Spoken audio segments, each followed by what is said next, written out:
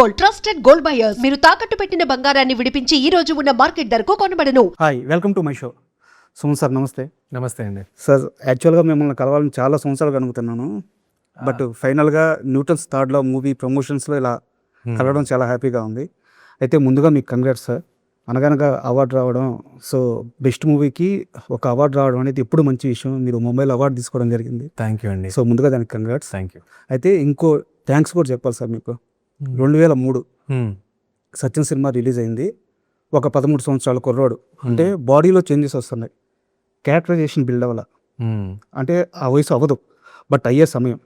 ఆ సత్యం సినిమా చూసిన తర్వాత అందులో హీరో క్యారెక్టర్ చూసి, ఓకే, ఒక మనిషి తోటి పక్క మనుషులతో ఇలా లాయల్గా ఉండొచ్చా, ఒక క్రియేటివ్ మైండ్ సెట్తో ఇలా బతకొచ్చా, అతని ప్రపంచం ఇంత అందంగా ఉంటుందా, ఇలా లైఫ్ లాంగ్ బతికితే ఎంత బాగుంటుంది. సో ఆ క్షణం నా క్యారెక్టరైజేషన్ని డిసైడ్ చేసిన క్యారెక్టర్ మీ సినిమా, మీ క్యారెక్టర్. సో నాకు తెలిసి నేను మీ గురించి ఆలోచించిన రోజు ఉండదు. అందుకే నేను స్టార్టింగ్లో చెప్పాను, చాలా రోజులుగా కలవాలనుకుంటున్నాను, కుదరలేదు, ఈరోజు వచ్చిందని చెప్పేసి. Really thank you sir. Thank you అండి, వెరీ స్వీట్. థ్యాంక్ యూ అండి. అయితే నేను సినిమా విషయంలోకి వెళ్తున్నాను. న్యూటన్స్ థర్డ్లో నేను ఫస్ట్ టీజర్ వదిలినప్పుడు ఒక షార్ట్ గమనించాను. ఆ ర్యాక్లో బుక్స్ అన్నీ ఉంటాయి. దాంట్లో వచ్చేసి డబుల్ మర్డర్ కేసు అని చెప్పి పెట్టిన తర్వాత ధూల్పేట్ మాప్ కిల్లింగ్స్, దాని తర్వాత వరంగల్ హానర్ కిల్లింగ్, ఇలా కొన్ని బుక్స్ పెట్టారు. నాకు ఆ షార్ట్లోనే సినిమా ఏందో అర్థమైపోయింది. ఎందుకంటే ఏదో ర్యాండమ్గా పిక్ చేసి ఏదో కల్పిత పెట్టలేదు, అవన్నీ రియల్గా జరిగిన ఇన్సిడెంట్స్. సో ఆ కథ కోసం డైరెక్టర్ కానీ రచయిత కానీ, అంటే వారే రైటర్ కాబట్టి ఎంత హోంవర్క్ చేశారో అర్థమవుతుంది. సో ఇలాంటి రైటర్స్ కానీ, ఇలాంటి యంగ్స్టర్స్ కానీ మీ దాకా రావడం ఎలా అనిపిస్తుంది? చాలా సంతోషంగా ఉందండి, చాలా హ్యాపీగా ఉంది. అండ్ నేను ఇప్పుడు ఎంకరేజ్ కూడా చేస్తాను, న్యూ బ్లడ్ని ఎంకరేజ్ చేయటం, న్యూ బ్లడ్కి సరెండర్ అవ్వటం.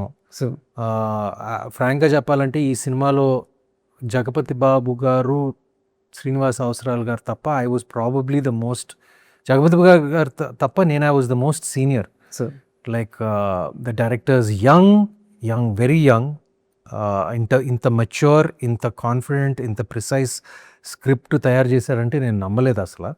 అండ్ బేసిక్గా తను ఈ స్క్రిప్ట్ పవన్ సదినేని డైరెక్టర్ నాకు రికమెండ్ చేశాడు. I'm thankful to him for that. And అతని రికమెండేషన్తో రాజేష్ నాకు ఇంటికి వచ్చి నాకు స్క్రిప్ట్ చెప్పడం జరిగింది. అండ్ నాకు అసలు ఏమీ ఎక్స్పెక్టేషన్ లేదు, ఎవరి అబ్బాయి ఏంటి కుర్రాడు, సరే విన్నాం.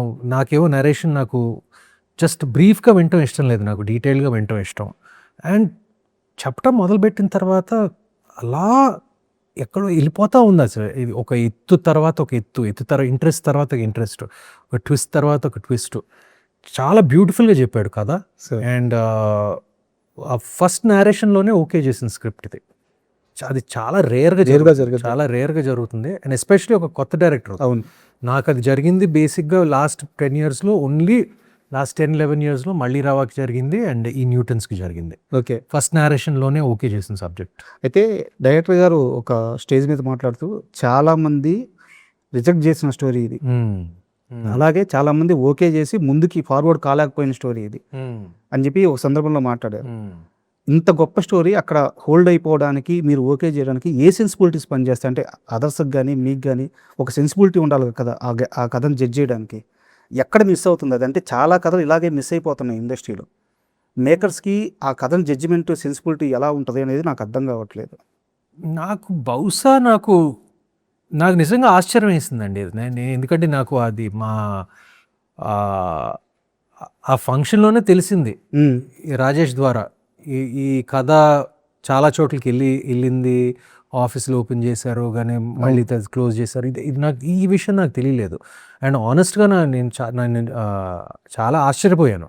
ఇంత మంచి సబ్జెక్టు ఏంటి, ఓకే ఎందుకు ఓకే చేయలేదు? ఎందుకంటే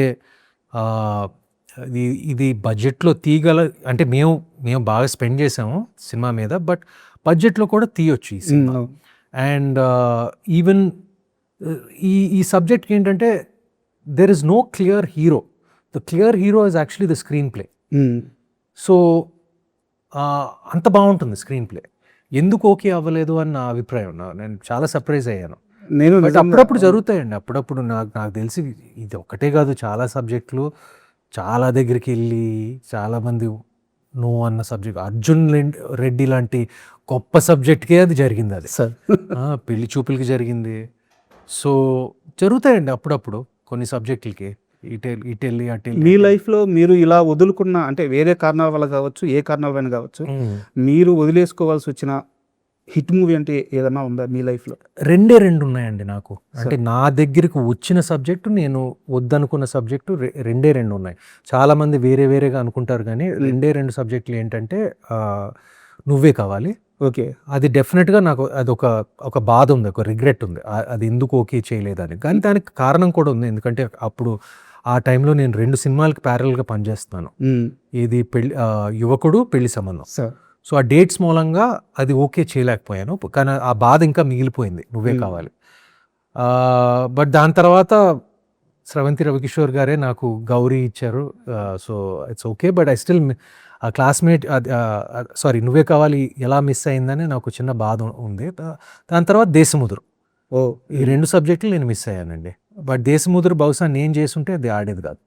అది ఓన్లీ అది అల్లు అర్జున్ చేస్తేనే ఆడేది. అది అంటే పురి గారు వచ్చి మీకు నెరేషన్ ఇచ్చారండి. So yeah okay. అండ్ అయితే నేను ఒక సీరియస్ క్వశ్చన్ అడగాలి సార్. న్యూటన్స్ థర్డ్ లాకి సంబంధించి జానన్ని రీడిఫైన్ చేయగల సినిమా అని చెప్పేసి ఒక స్టేట్మెంట్ ఇచ్చారు. అలాగే థ్రిల్లర్ ప్రస్తావన వచ్చిన ప్రతిసారి న్యూటన్స్ థర్డ్ లా మూవీ ప్రస్తావన వస్తుంది అని కూడా ఒక స్టేట్మెంట్ ఇచ్చాడు. అయితే ఇది సినిమాకి బడ్డన అవదా ఈ ఓవర్ ప్రమోషన్? అంటే సినిమాలో సబ్జెక్ట్ ఉండొచ్చు, చాలా ప్రామిసింగ్గా ఉంది టీజర్ కూడా, బట్ ఈ రేంజ్ స్టేట్మెంట్స్ సినిమాకి బడ్డనవా? అంటే నేను ఎవరిని ఎగ్జాంపుల్ చెప్తున్నాను, ఎవరిని కించపరచాలనో ఇంత ఉద్దేశం కాదు. సినిమా రిలీజ్ కాకముందే కల్టు బొమ్మ అని చెప్పను. ఈ మధ్యకాలంలో ఇలాంటి స్టేట్మెంట్స్ ఎక్కువైపోయినాయి. సో దీన్ని మొయ్యాల్సిన అవసరం ఉంటుంది కదా, కథ మీద సినిమా మీద ఇంకొంచెం భారం వేసినట్టే కదా. ఇలాంటి స్టేట్మెంట్స్ విషయంలో మీ స్టాండ్ ఎలా ఉంటుంది అని తెలుసుకోవాలని. నేను కొంచెం ఎప్పుడు మోడరేట్గానే చెప్పే రకం నేను. But director is very confident. నేను కూడా సినిమా పట్ల నాకు చాలా కాన్ఫిడెన్స్ ఉందండి. కానీ నేను కొంచెం సబ్డ్యూడ్గా ఉంటాను. నేను జనరల్గా కొంచెం మోడరేట్గా, కొంచెం బ్యాలెన్స్డ్గా చెప్పే రకం నేను. బట్ మా Rajesh he's very confident about the film, very very confident. If he feels that way, అందరు పర్సనాలిటీస్ నాలాగా ఉంటారు, మీలాగా ఉంటారు. కొంతమంది కొంచెం చెప్పేస్తారు ఎందుకంటే వాళ్ళు తన కష్టం ఇన్ని సంవత్సరాలు ఈ స్క్రిప్ట్ పట్టుకుని ఆఫీస్ చుట్టూ తిరిగాడు. ఆ కాన్ఫిడెన్స్ ఉండటంలో నష్టం లేదండి. And I also feel that confidence. కానీ నేను తను చెప్పినట్టు నేను ఎక్స్ప్రెస్ చేయలేను. బట్ నేను జనరల్గా కొంచెం ఎక్స్ప్రెషన్లోనే కొంచెం తక్కువ. నేను ఓన్లీ నాకు షూటింగ్ టైంలోనే ఎక్స్ప్రెసివ్గా ఉంటాను, లేకపోతే ఈ ప్రమోషన్స్ టైంలో ఎక్స్ప్రెసివ్గా ఉంటాను. లేకపోతే సహజంగా నేను చాలా బ్యాలెన్స్డ్గా చాలా కామ్గా ఉండే రకం నేను. But I support him అండి. Like, if he feels that way, all power to him. Ante. And for more videos, please subscribe to iDream. Please subscribe to iDream. Please subscribe iDream. And please subscribe to iDream. For more videos, subscribe to iDream. please like, share and subscribe to the channel. Congratulations, iDream. Subscribe to iDream. Subscribe to iDream. So subscribe to iDream Media. iDream team అందరికి huge congratulations. Please subscribe iDream Media. Please subscribe to iDream. Subscribe iDream. Please subscribe to iDream. iDream అంటే నా కళల channel subscribe చేసుకున్న నోరు తిరుగుతలేదు, మీరైతే గంట గుర్తు కొట్టండి. For more such videos, please subscribe to iDream. Subscribe to iDream. Please subscribe to iDream. Please subscribe iDream Media. Please do subscribe to iDream. Please subscribe to iDream Media. For best entertainment and information, please subscribe iDream. And don't forget to subscribe to iDream.